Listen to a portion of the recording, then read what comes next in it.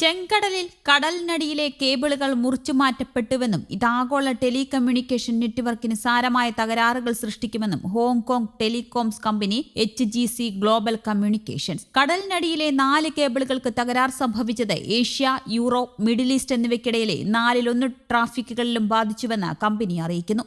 ആഘാതം കുറയ്ക്കുന്നതിനായി traffic route ചെയ്യുകയാണെന്ന് കമ്പനി അറിയിച്ചു. ആരാണ് കേബിളുകൾ മുറിച്ചുമാറ്റിയതിന് പിന്നിലെന്ന് കമ്പനി വെളിപ്പെടുത്തിയിട്ടില്ല. എന്നാൽ കേബിളുകളെ ഹൂതികൾ ലക്ഷ്യമിടുമെന്ന് യമനി സർക്കാർ മുന്നറിയിപ്പ് നൽകിയതിന് പിന്നാലെയാണ് റിപ്പോർട്ട് പുറത്തുവന്നത്. ഹൂതികൾ ടെലിഗ്രാം ചാനലിൽ പ്രസിദ്ധീകരിച്ച കേബിളുകൾ അടങ്ങിയ ഒരു മാപ്പിന്റെ ചിത്രവും യമനി സർക്കാർ പ്രസിദ്ധീകരിച്ചിരുന്നു. ഹൂതികളാണ് കേബിളുകൾ തകർത്തതിന് പിന്നിലെന്ന് ഇസ്രായേൽ വാർത്താ മാധ്യമമായ ഗ്ലോബ്സ് ആരോപിച്ചു. അതേസമയം ഹൂതികളുടെ നേതാവായ അബ്ദുൾ മാലിക് അൽ ഹൂതി ആരോപണങ്ങൾ നിഷേധിച്ചു. പ്രദേശത്തെ രാജ്യങ്ങൾക്ക് ഇന്റർനെറ്റ് ലഭ്യമാക്കുന്ന സീ കേബിളുകൾ ലക്ഷ്യമിടാൻ തങ്ങൾക്ക് യാതൊരു ഉദ്ദേശവുമില്ലെന്ന് അദ്ദേഹം പറഞ്ഞു. എന്നാൽ ബ്രിട്ടീഷ് US സൈനികരെയാണ് കേബിളിലുണ്ടായ നാശനഷ്ടത്തിൽ യമനി സർക്കാർ ആരോപിക്കുന്നത്. ഇരു രാജ്യങ്ങളും കേബിളുകൾ ശരിയാക്കാൻ ആവശ്യമായ സംവിധാനങ്ങൾ ലഭ്യമാക്കാൻ അതീവ താൽപര്യം കാണിച്ചുവെന്ന് യമൻ പുറത്തുവിട്ട പ്രസ്താവനയിൽ പറയുന്നു. ചെങ്കടലിലെ കടലിനടിയിലുള്ള കേബിൾ നെറ്റ്വർക്ക് പ്രദേശത്തെ ഡേറ്റയും ആശയവിനിമയ ട്രാഫിക്കും ലഭിക്കുന്നതിന് പാശ്ചാത്യ ഇന്റലിജൻസ് ഏജൻസികളെ സഹായിക്കുന്നുണ്ട്. ഗാസയിലെ ഇസ്രായേൽ യുദ്ധം അവസാനമില്ലാതെ തുടർന്നുകൊണ്ടിരിക്കെ ഇസ്രായേൽ സേനയിൽ ഉന്നത പദവിയിലുള്ള ഉദ്യോഗസ്ഥർ കൂട്ടത്തോടെ രാജിവെക്കുന്നതായി റിപ്പോർട്ടുമുണ്ട്.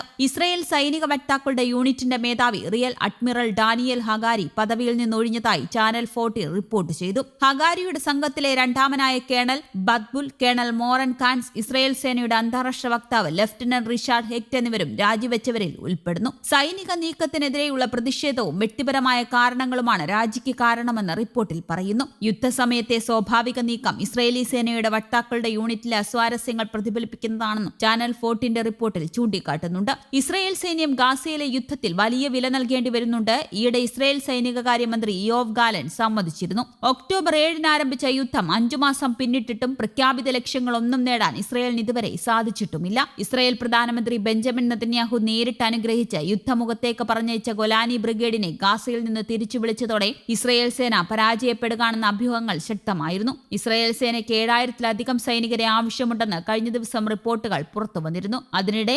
2023 ഒക്ടോബർ 7 ഇസ്രായേലിന്റെ നേർക്ക് ഹമാസ് നടത്തിയ ആക്രമണത്തിനിടെ ലൈംഗിക കുറ്റകൃത്യങ്ങളും നടന്നുവെന്ന് UN റിപ്പോർട്ട്. ആക്രമണവേളയിലും പിന്നീട് ബന്ദികളെ ഗാസയിലേക്ക് കൊണ്ടുപോയപ്പോഴും ബലാത്സംഗങ്ങളും കൂട്ടബലാത്സംഗങ്ങളും നടന്നു. ഇത്തരം ആക്രമണം നടന്നുവെന്ന് ബോധ്യപ്പെടാൻ മതിയായ തെളിവുകൾ ലഭിച്ചിട്ടുണ്ടെന്ന് UN special representative on sexual violence in conflict Pramila പാറ്റേണിന്റെ റിപ്പോർട്ടിൽ പറയുന്നു. ബന്ദികളിൽ ചിലർ ബലാത്സംഗം ചെയ്യപ്പെട്ടിട്ടുണ്ട്. ഇപ്പോഴും ബന്ദികളായി തുടർന്നവർക്കും നേരെ ഇത്തരം ആക്രമണം നടക്കുന്നതായും കരുതുന്നുവെന്നും റിപ്പോർട്ടിൽ പറയുന്നു. ഇസ്രായേൽ ഹമാസിന് നേർക്ക് ബലാത്സംഗ ലൈംഗിക കുറ്റകൃത്യാരോപണങ്ങൾ ഉന്നയിച്ചിരുന്നു. എന്നാൽ ഇതിനുശേഷവും UN നടപടികൾ വളരെ സാവധാനത്തിലായിരുന്നുവെന്ന ആരോപണം ഉയർന്നിരുന്നു. ഫെബ്രുവരി ആദ്യമാണ് പ്രമില വിദഗ്ധർക്കൊപ്പം ഇസ്രായേലും വെസ്റ്റ് ബാങ്കും സന്ദർശിച്ചത്. ഒക്ടോബർ 7 ഹമാസും മറ്റ് സായുധ സംഘങ്ങളും സിവിലിയന്മാർക്കും സൈനിക കേന്ദ്രങ്ങൾക്കും നേർക്ക് നടത്തിയ സംഘടിത ആക്രമണത്തിൽ വിവിധയിടങ്ങളിൽ ബലാത്സംഗവും കൂട്ടബലാത്സംഗവും പോലുള്ള ലൈംഗിക കുറ്റകൃത്യങ്ങൾ നടന്നെന്ന് സമിതി കണ്ടെത്തിയിട്ടുമുണ്ട്. News desk Kerala Kaumudi.